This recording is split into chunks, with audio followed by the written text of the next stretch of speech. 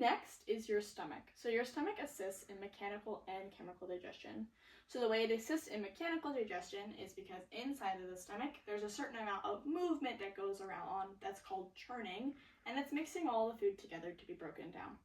The way it assists in chemical digestion is because of that stomach acid that we were talking about before.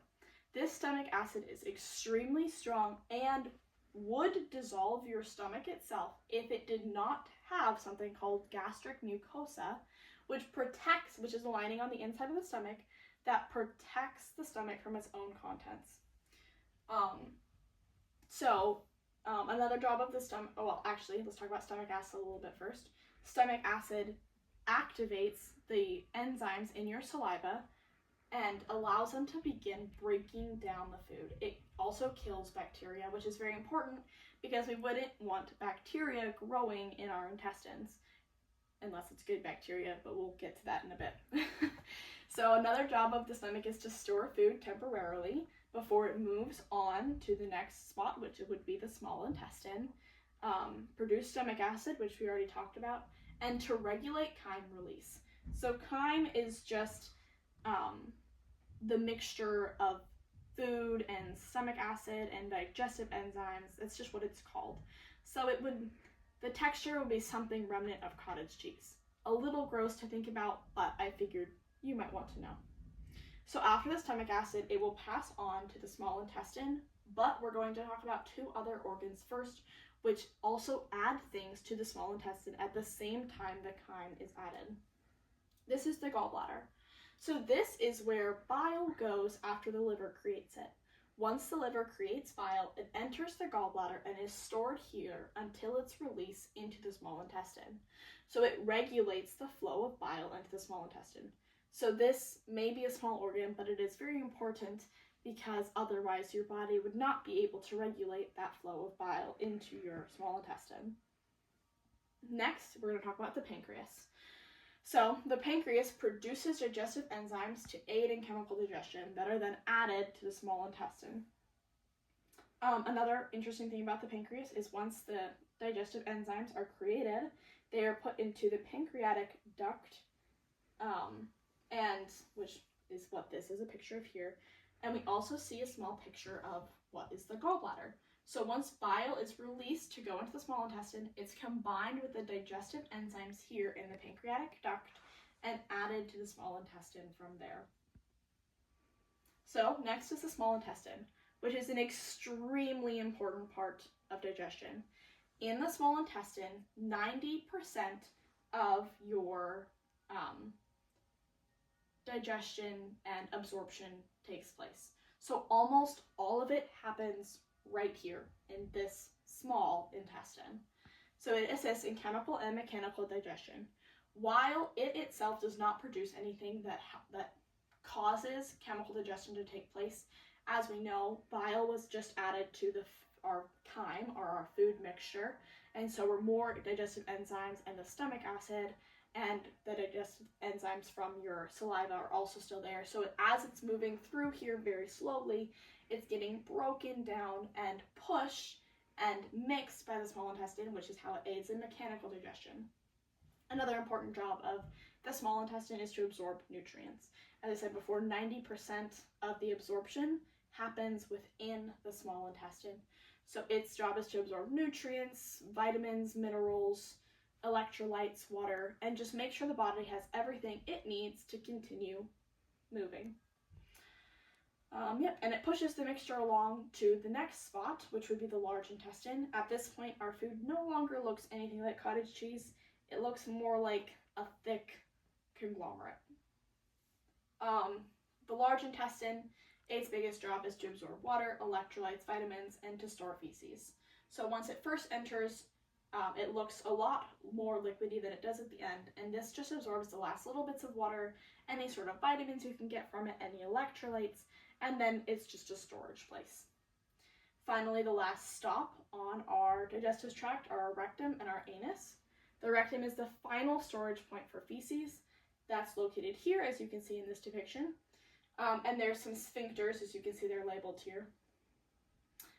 which open and close. You can control the external sphincter, but you cannot control the internal one.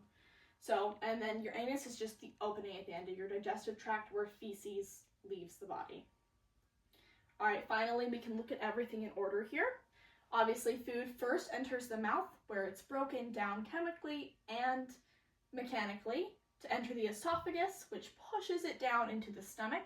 And inside the stomach acid is added and it becomes chyme, where it then enters the small intestine along with that bile and those digestive enzymes to be broken down more and for the nutrients to be absorbed. And then it enters the large intestine where it gets pushed all the way through and out of your body. And obviously, as you can see, the pancreas and the gallbladder and the liver are all in a similar area. The gallbladder and pancreas are a lot smaller. So you can kind of see them, but they're kind of hidden. The liver is this very, very big one here, and then small intestine, large intestine, rectum, and anus. Next are some fun facts about your digestive system, because I figured we could end this with something fun and lighthearted. So your small intestine is 22 feet long. So small may not be the best descriptor of this intestine. That is longer than a giraffe is tall. Usually giraffes are 17 to 19 feet tall, so that's a lot taller than a giraffe. Next, your digestive system can digest food even without the help of gravity because muscles are pushing it along. You can even swallow while upside down. So before, when we were talking about your esophagus, I was saying things were pushing the food down. So it doesn't just fall down your esophagus. It doesn't just fall through your digestive tract. It is constantly being pushed and pushed and pushed. So even if you were hanging upside down from the monkey bars, you could still swallow and digest food. Stomach acid is so strong that it can dissolve metal. So if your stomach acid were to be outside of your body, it could dissolve metal. So like anything made out of iron or steel would be gone. So it's very important that we have that gastric mucosa to protect our stomach and the rest of our body. And then finally, it takes about 2 to 5 days for food to travel through your digestive system. So if you ate an apple today, it's not going to go through your whole system today. It's going to take some time to really be absorbed and broken down and taken care of. Finally, how can I keep my digestive system healthy? So it is very important that you eat healthy foods with lots of vitamins and nutrients. These vitamins and nutrients are what let our body continue to do the work that it needs to do. Without them, our organs would start failing and we would not be able to do any of the things we enjoy, like run around and play. And we wouldn't be able to get plenty of exercise to also help take care of our bodies. This is extremely important because in order to keep our bodies in good shape, where it's still able to do the things it needs to do, we need to make sure we're getting that healthy movement in every day. It's also important to stay hydrated. Our body needs water to function, and it's very important that we are drinking plenty of it to help take care of our body. And make sure to include probiotics in your diet. So probiotics, like I said earlier, we don't want bacteria in our systems, but there are healthy bacteria, and probiotics are what will help those healthy bacteria to exist and live and thrive. These healthy bacteria help break down foods and help to give us nutrients.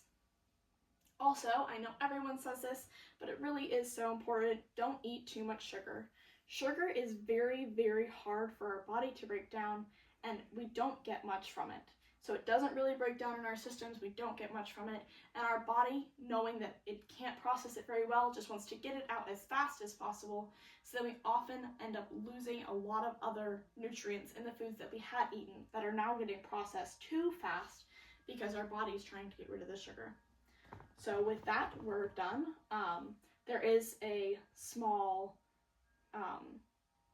test you can take. It shouldn't take any more than 5 minutes. It'll probably take about that. It has some questions about locations of organs and specifically about the mouth, the stomach, and the small intestine. And there's one extra credit question at the end. I wish you the best of luck, and I hope you learned something. Thank you.